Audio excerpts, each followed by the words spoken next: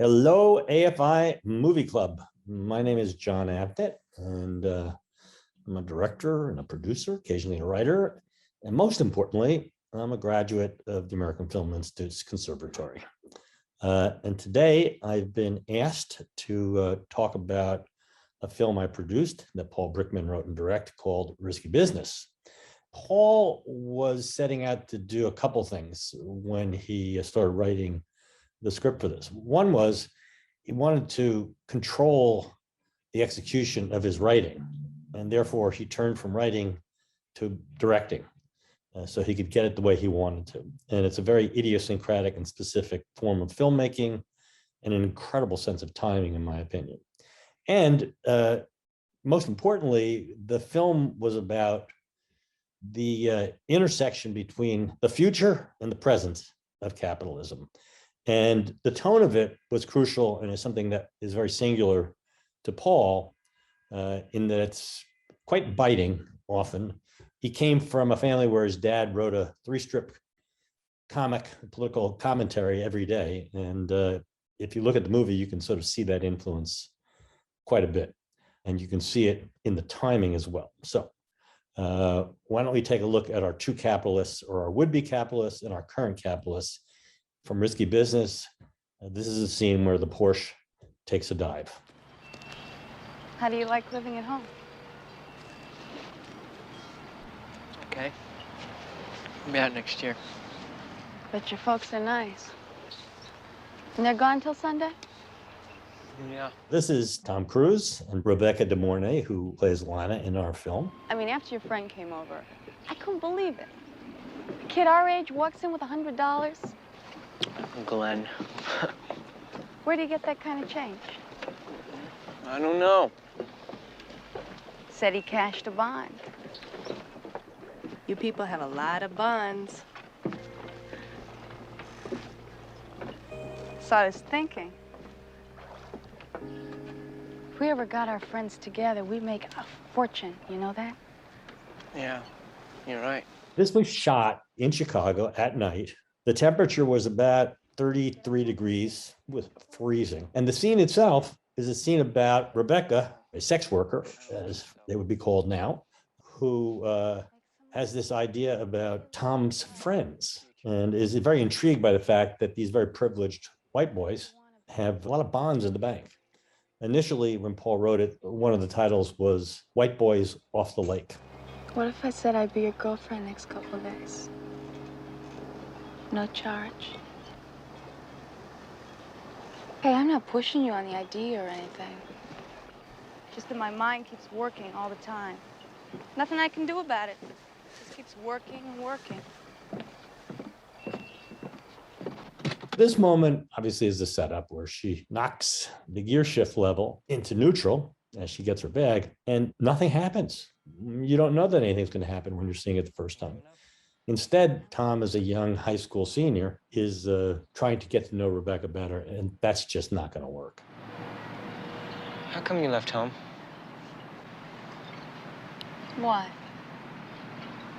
I was just wondering. I left home because my stepfather kept coming on to me. What else do you want to know?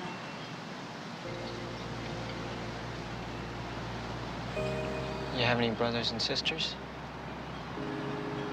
I've got a brother. What else? Like, if you don't want to talk, you know. No, Ask really, me I anything. don't think you want to talk, and it's No, okay. I want to talk. I really want to talk to you. This film was shot during the Reagan years, where everybody wanted to do one thing: make money, lots of money. So everybody, in effect, was in training to be a business person. And that is the context of this relationship in this world. Look, I'm really trying to be friends with you. But I'd appreciate it if you'd stop laying these little judgments on me while you're leaning on your daddy's $40,000 car.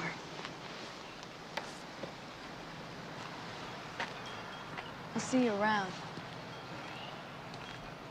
Hello? One of the reasons I chose this was because, the Bob Seger scene is iconic. It's one of those strange things, when you work on a film and it just hits And I think time has been very good to a risky business.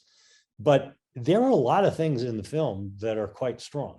I thought this was one, and I particularly like the setup of the business stuff, and her mind thinking. And the whole idea that Paul had written, again, this was the Reagan years, about future enterprisers.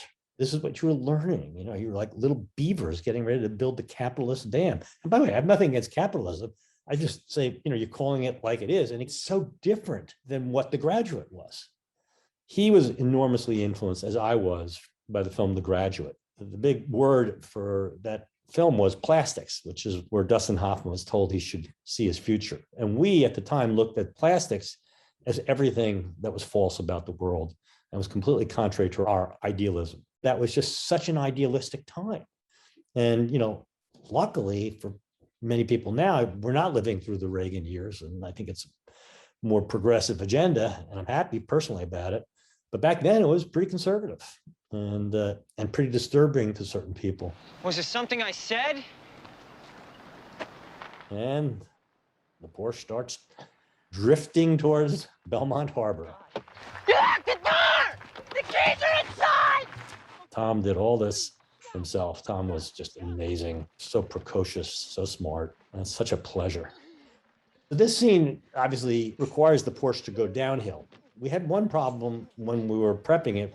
The production designer moved the location where the Porsche was so that it wouldn't, in fact, be able to roll downhill to Belmont Harbor.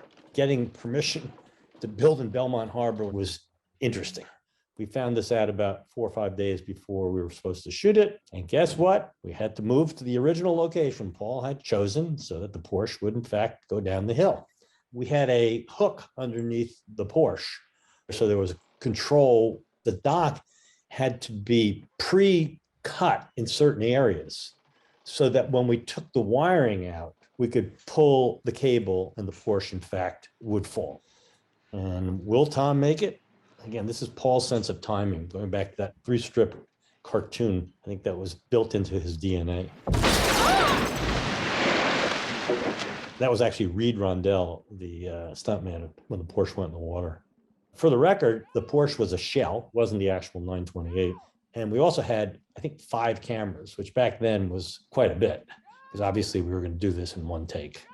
It took a long time for the Porsche to sink. That's part of why we cut to Bronson and Cher running to see what was going on. Again, in Paul's storytelling form, you don't see Tom. All you see is the Porsche go in the water.